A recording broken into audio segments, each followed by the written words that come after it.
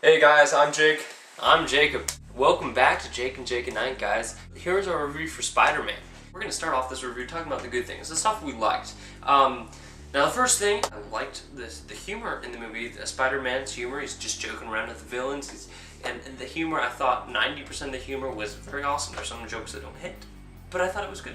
Humor-wise, very funny. You know, you're kind of laughing at the villains because he makes everything very comical, even in the most serious of times. He'll be getting his butt kicked, and then he'll just pop out a random joke, and it does add to the humor, but also can sometimes take away from the movie. But overall, humor I think was well placed. Yeah.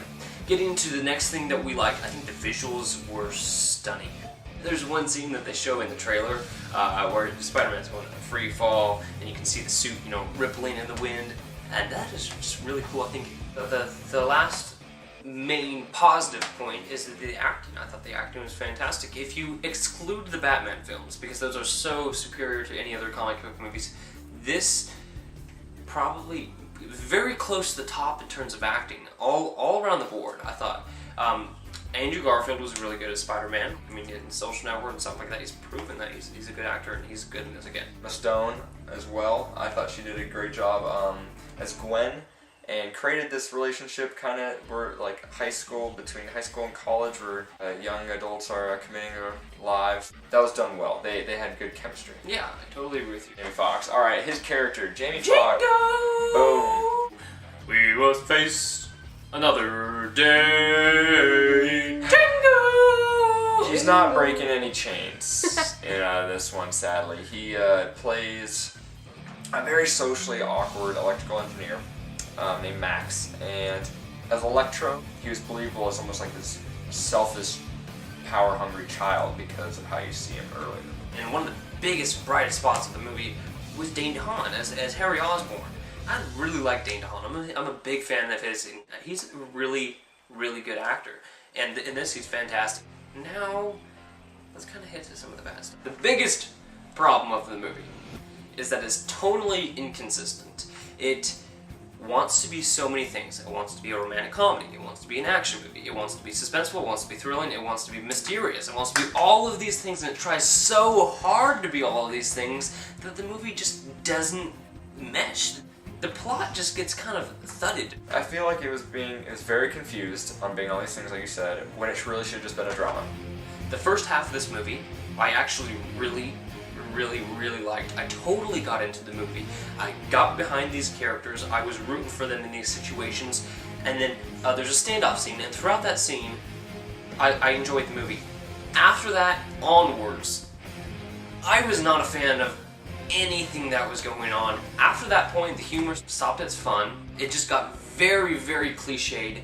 None of the stuff was emotionally intriguing. The movie got too long, and it becomes a Peter Parker story and Gwen Stacy will they won't they relationship rather than a Spider-Man movie. It's very unbelievable. You don't feel like all this build-up and then the actions that they do make any sense. Character development is extremely important because characters should drive both movies and books and things such as that, when, just hitting a plot point doesn't do anything. And that's what I felt like they were trying to do. Yeah. They just hit plot points and nothing would happen. There's one thing too that I think, as far as villains go, when you got Harry Osborn and you got Electro, okay? Their setups, I thought they set those characters up pretty well. I thought that the character setup that they had for Electro was very intriguing, but then once he becomes a villain, he's all of a sudden, now I want to kill Spider-Man, for really no reason at all. Jamie Foxx, I think, was hilarious as Max, as Electrode. He's more of like a child, like this animal-like state, like he doesn't know what's good and bad, and he believes in Spider-Man, and then instantly turns like evil and mastermind kind of plotty later. Yeah. And his powers are confusing. Some of these scenes were just written by somebody who's like, how are we going to get out of this scene? How are we going to do this? Oh, maybe they can just make him do this. And it made no sense for what you're watching for the rest of the movie. Yeah. And this isn't a spoiler. These are not spoilers, guys, because it's in the trailer. The trailer gives away 75% of the movie, and that is frustrating. That is really, really, really frustrating. The same thing with Green Goblin, I totally agree. Harry Osborn, Dane did with that. He's really good, very believable, and for his evil age, pretty cool. He becomes this cool character, and then he turns into just over-the-top villain that makes no sense at all. Another thing, I mean, the climax was terrible. The last fight was just like, what the heck is happening right now? And oh, here's a thing that I hated. Holy cow, this made me so mad. The soundtrack was terrible, not the music itself. The music itself was done by Hans Zimmer, and that was fine. But this really pissed me off. The freaking dubstep, man. Every time Electro was on screen, they played dubstep, and it made me want to shoot my face off. And they're playing random music from songs in another scene where Peter Parker was just like, ooh, I'm gonna... I felt like they were really attacking this generation of kids and teens and young adults, where it's just like, oh, we're into dubstep and all these, you know, it's more like folky time. It's like, you can add that music in there, and it takes advantage of the times, but I felt like it's blatantly cheesy. It's taking the symbol to extremes, and it's no longer a symbol anymore. It's a cliche, I felt. Yeah, I felt very split on this movie because I felt the beginning was awesome, the last half was terrible, and I think if I were to split this movie into 2 separate ratings, and I'm gonna do that and then give you my own rating for the whole movie, I think the first half of the movie was a B+. I really got behind it. I really liked where it was going. I liked the action sequences. I liked the humor. I liked the visuals. I liked the acting. I liked the setup for everything. You liked it. I got behind what was happening, and I got into the characters. And then, the second half of the movie frustrated the heck out of me. Made me so mad. And it was, I would say, a D+. It made me so upset with what was happening because it's just like, they were making this movie to make money. They were making this movie to set up for the next one. What happened to the days where we could just have good standalone movies? I like the fact that they're turning these superhero movies into more sequels and stuff like that because I like to see them. It's cool to see on screen, but ultimately, the last 20 minutes of this movie is just a setup for the next one.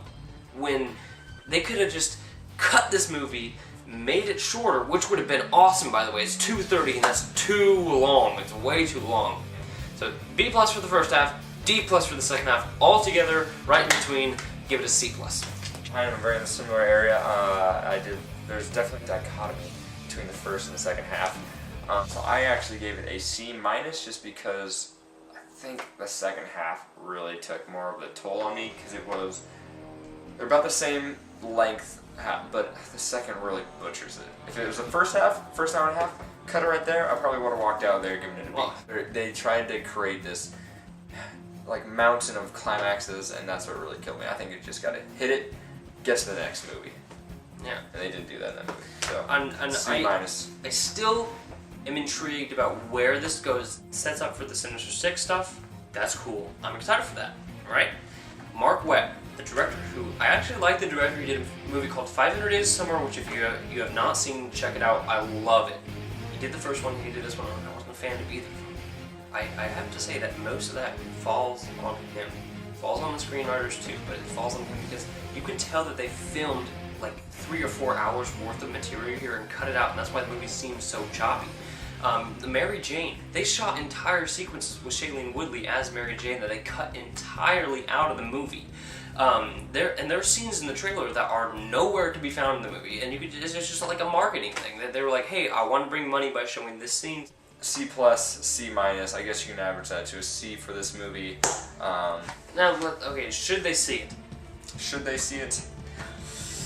This is a tough one here. I think if you're a Spider-Man fan, if you liked The Amazing Spider-Man 1, go see it. Yeah, see this movie. Because, for me personally, I didn't like that movie very much at all. There's stuff about the movie I liked, but overall, I didn't like the movie at all. If you have friends like us who can get you in for free, go see it. You'll have a good time. I think if you liked The Amazing Spider-Man 1, you can probably see this. You can probably enjoy it. They were trying to do so much with this movie that it frustrated me, man. It really frustrated me. They were hiding behind a marketing mask. We should just end the movie right there. That was exactly what. Jake and Jake at Night, everybody. Yeah. Oh my goodness.